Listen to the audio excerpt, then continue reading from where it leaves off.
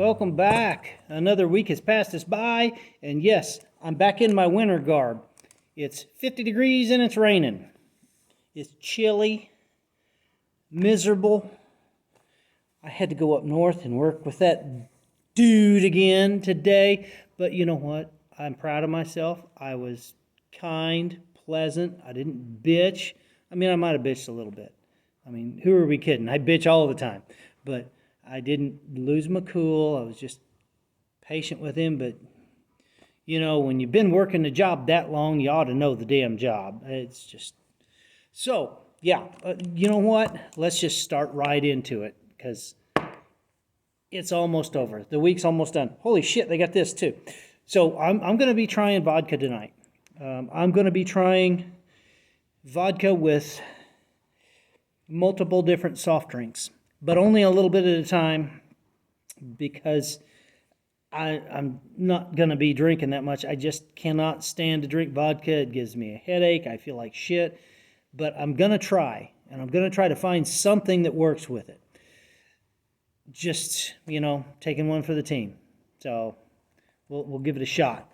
I hope everybody's had a wonderful week.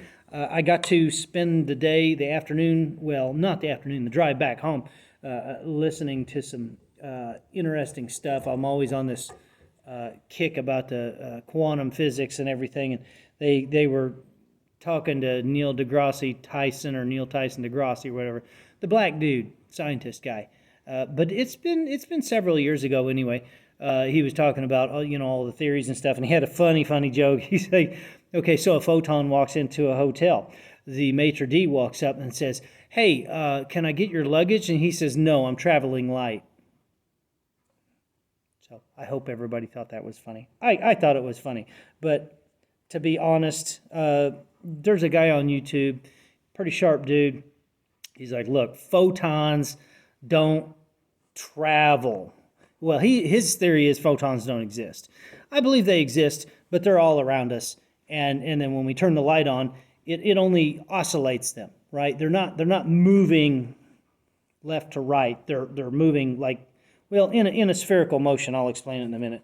But let's look over this Stillhouse recipe book. Now, they used to give these with the can, and they had some rapper dude that was in cahoots with him, and I sent him the video of the Stillhouse whiskey can send-off. If you haven't watched it, stop, push the little button there, stop the video, or down here, wherever it is, stop the video and go look at the whiskey can send-off video. They didn't send, they're not doing these anymore. So I'm going to keep this. I have another one here. I lost the cardboard piece for it, but it's still there. I have a pair of glasses right here somewhere. Stand by. Oh, yeah, it's another cleaning day's coming soon. I'm almost done with my Subaru stuff. I got two crankshafts at the machine shop and getting ready to go back together with everything. Okay, so one-of-a-kind package, chills quickly. Shots, goes down smooth as ice-cold shot. Now, I was going to do tequila shots Detroit style. Y'all probably don't know what Detroit style tequila shots are, but keep me reminded and we'll do some of those because it's different. Okay, so this is a masterful blend of corn, rye, barley, and limestone water. Well, that's indicative of Tennessee whiskey. So this must be, oh, that's Stillhouse Black Bourbon. Never mind. So this is not a recipe booklet. It's just an advertisement of the Stillhouse stuff. So yeah, no, it doesn't say. There's nothing in here. Worthless, absolutely worthless. But you know what? I'm only going to do half shots. I don't know what people mean when they say it's got legs. I guess that, you know, when you swirl it around. But this has been in the freezer. So I don't know. Wish me luck because I hate it. But for you.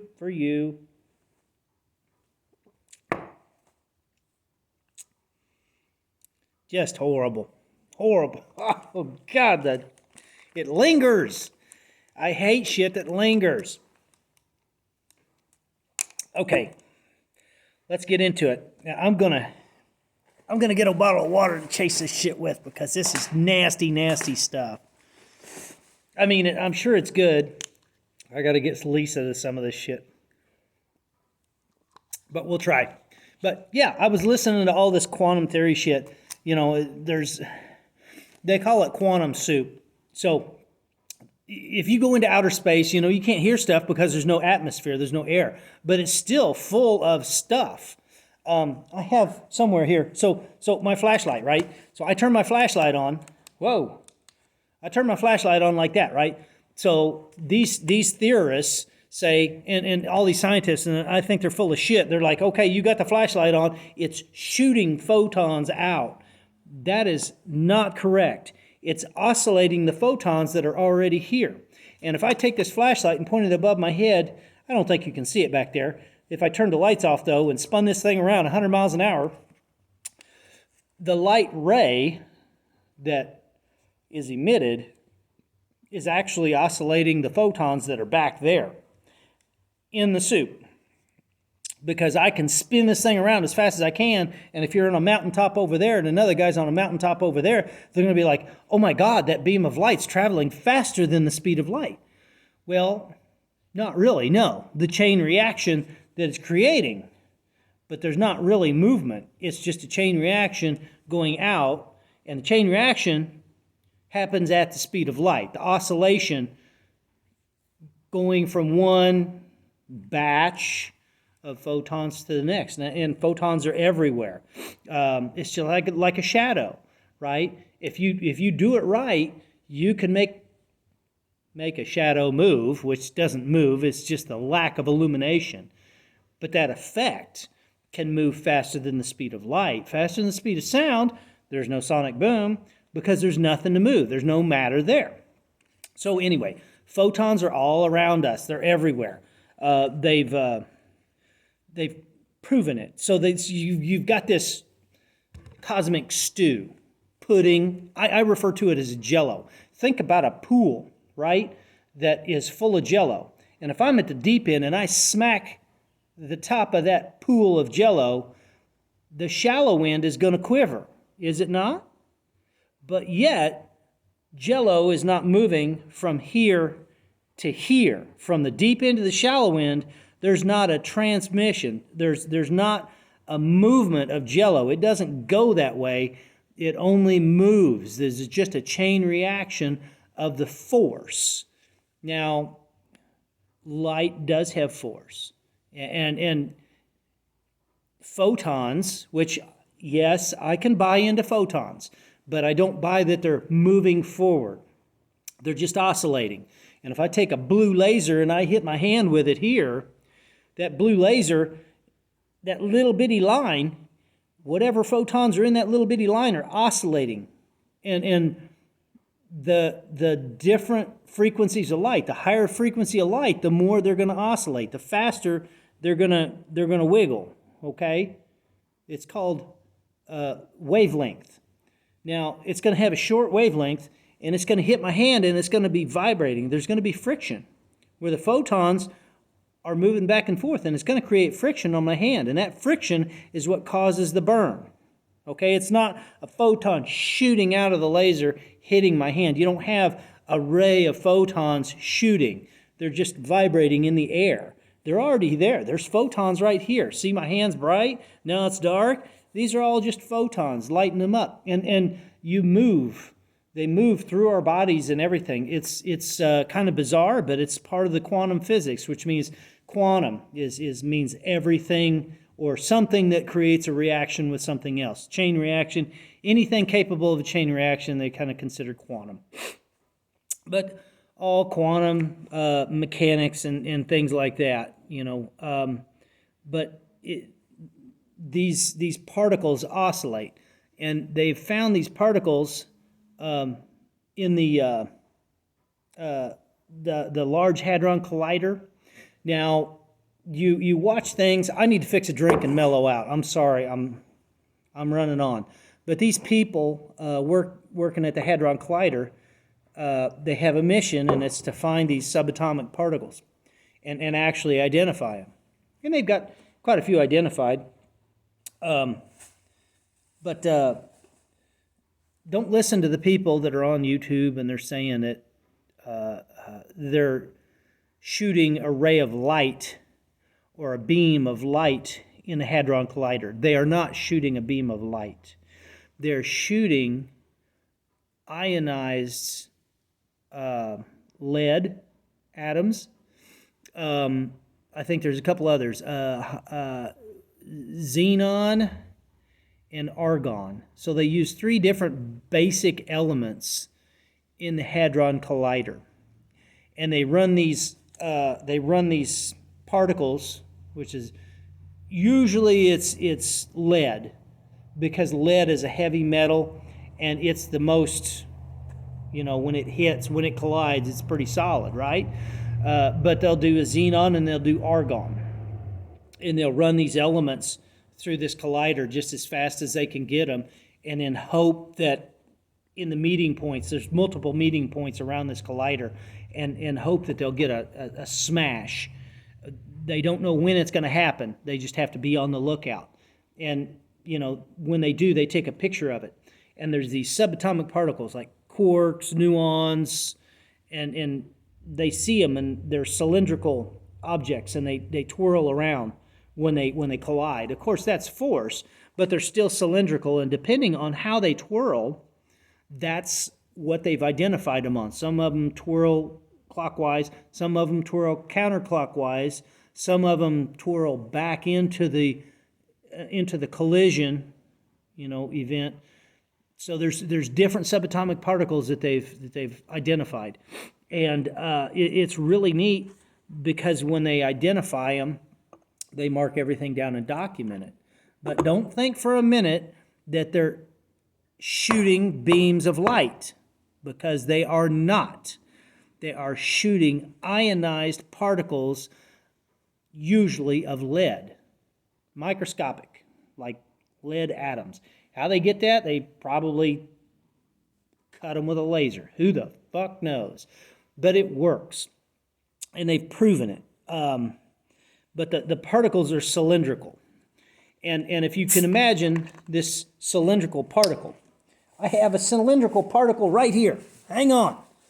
It's just not subatomic. It's an orange. Here's your cylindrical particle. And it's just like that. That's everything around us, except it's, subatomic. Quarks, photons, neutrons, what's the other one? Bosons, all that shit. It's all around us, and it's moving. We can move through it. It moves through us unaffected. Doesn't really have... It has mass. Everything has mass. But it doesn't really have enough mass to affect us. It goes right through our body, through the earth, through everything. But just like photons. Photons are there too, right? Shit. Boom. Photons. I've just excited photons. I'm making them move around when I turn the light on. There's not photons being emitted from this light. There's just a chain reaction, right, of photons. I'm exciting the ones that are already here and present. Just that easy.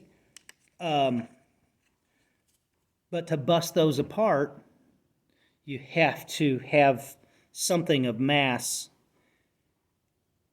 hitting something else of mass. And that's how they do that Large Hadron Collider. And I find it fascinating because it's just, there's stuff in our universe that we don't know about. But it's all simple. It's all math. So a cylindrical object, well, how does it have mass? It has mass based upon the molecular structure, and then the size of it, or the area of it. And a cylinder, 4 pi r squared, okay? Oh, I don't have my knife. Where's my knife? I don't have my knife. Okay, so we're going to just do this the hard way. Do it the manly way. So here you go. Here's a 1/4 slice. So if you think of 4 pi r squared, okay, split that in half and just do the pi r squared first. Well, your pi r squared is right here in my hand. It's a quarter slice of orange. There's your pi r squared. It almost looks like a half a slice, but just imagine it a quarter slice, okay? If you look at it at the end, it looks like a slice of pie. There's your pi r squared, which is your radius. Square that times pi. Well, since it's only a quarter, you got to multiply it times 4, and guess what? You got a whole sphere. Now, imagine an uncountable number of these tiny, tiny, tiny, tiny things all around us. Not just in our atmosphere on Earth, out in space. Because I can shoot a light beam into space. So that means that there's photons in space. There's all these other things in space too. It's all there. We just can't see it. In our little pea brains can't fathom it, I guess. I'm going to try this first. Oh, right on the table. Oh, on the table again. Man, I am swinging out. Well, it's going to taste like chewy grease. Okay, we'll see. I don't know. Vodka and this is root beer. Sugar, 0 sugar root beer, which doesn't taste much better than Coke Zero stuff, as far as I'm concerned.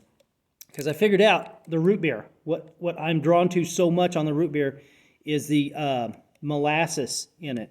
There's a company in Columbia, Missouri called Rohard, and they make some really good root beer. And it's only got like 4 ingredients, like molasses, sorghum, and of course they have to use artificial sassafras flavoring.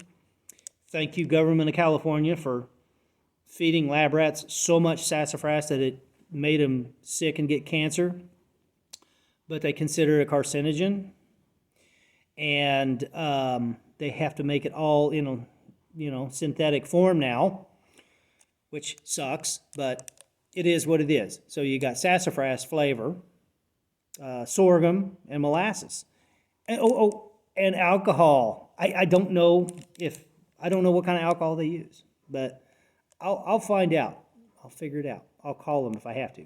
But we're going to try this with some vodka in it.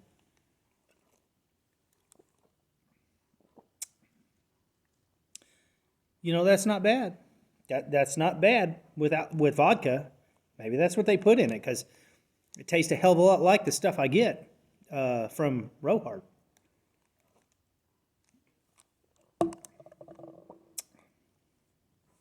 A little linger on the bottom of the bottle.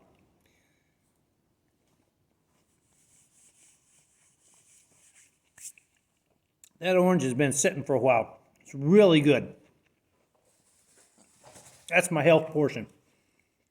The rest of it's going to kill me. Okay, we're going to try this right now.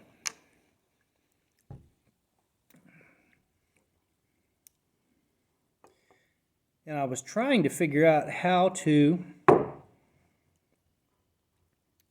make my air conditioner, power my air conditioner off of a thermocoupler. They got these little round coils. If you have a bolt right here or a nut that's stuck on this, they got that little coil thing.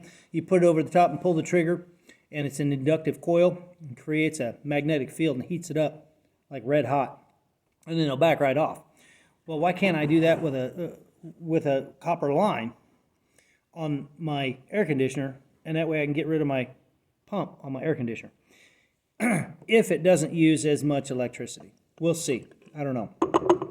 We'll see how long it takes me to do that. I have a race engine to build first, and a Subaru engine to finish up, and 2 other Subaru engines to build, and camping season, and I don't know what else. All right. Yeah, we're doing babies today, so all in all, I don't know, a couple shots. This is with regular Coke. Regular Coke. Not like it used to be, though. Don't need none of that shit. I'm already wound up.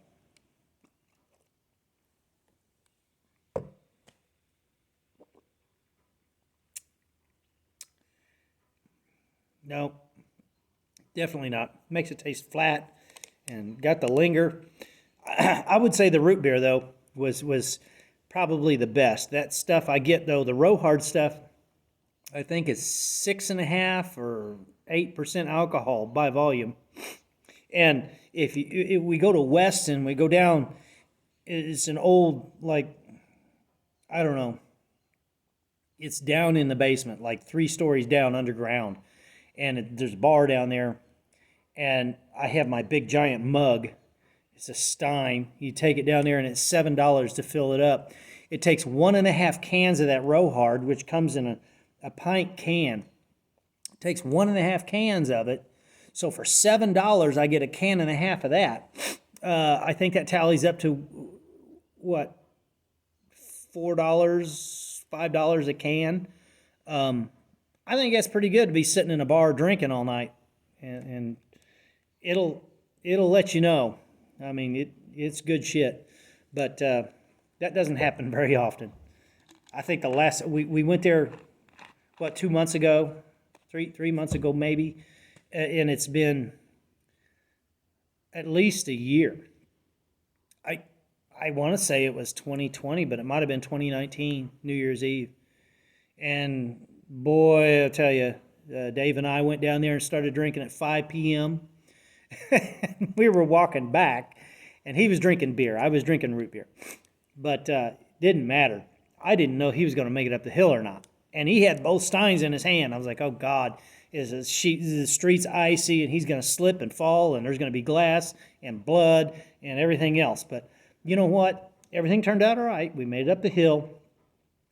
Now, I do want to tell you this story. Okay, here's the story. The rest of the story. Now it's time for the rest of the story. The next morning, I called down there, and I said, hey, we're up on the hill. We're staying in the bed and breakfast, because the hotel is who we paid. They're down at the bottom of the hill. It's what used to be a bed and breakfast, and they had a sign on the outside. This is cottage house, bed and breakfast, or whatever, you know.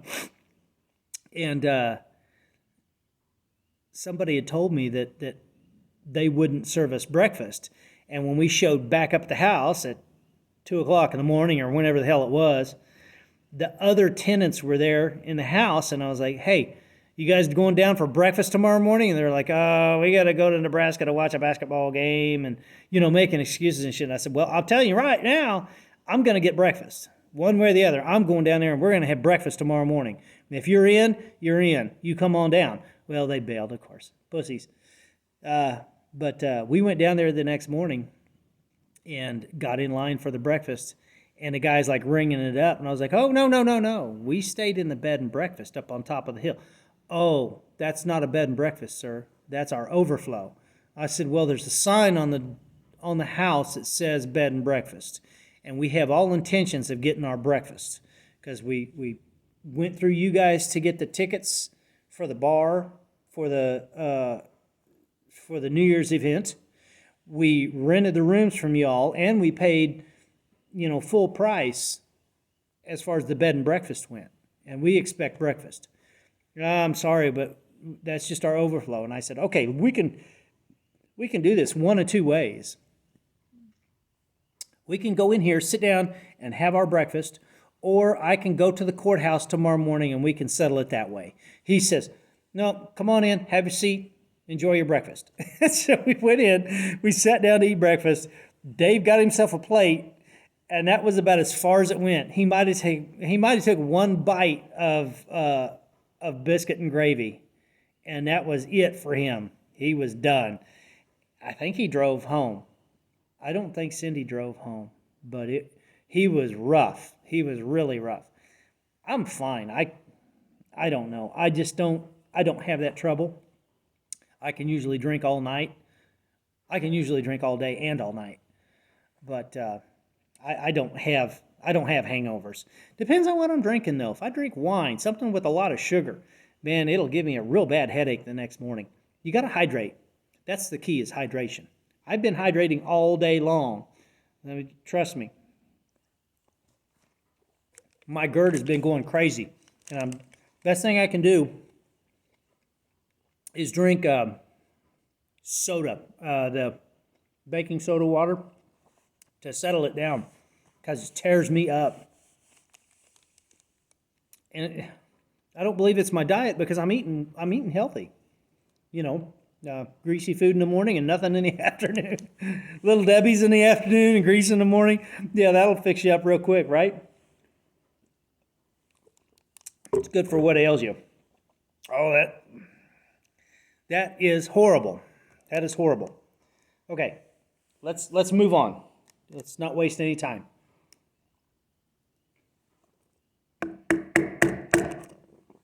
Yuck. Nasty stuff. Nasty stuff. Okay. This is interesting. Not everybody knows about this stuff. Manzanita Sol. You ever heard of that? It's from Mexico. It's an apple soda. My kids loved it. But I don't know. I don't drink a whole lot of carbonated beverages. So this shit will probably go in the fridge and stay there. I still have my juice over there, my mango and whatever else is over there, but it's fucking frozen. It's been a hard winter on the old shop. Okay, half shot.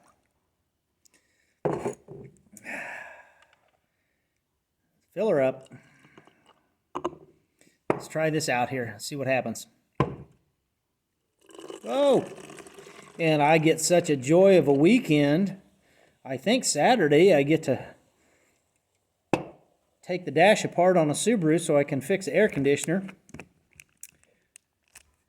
But that's a paying job, so I can deal with that. It almost turned out like a green. Very odd. And then I get to go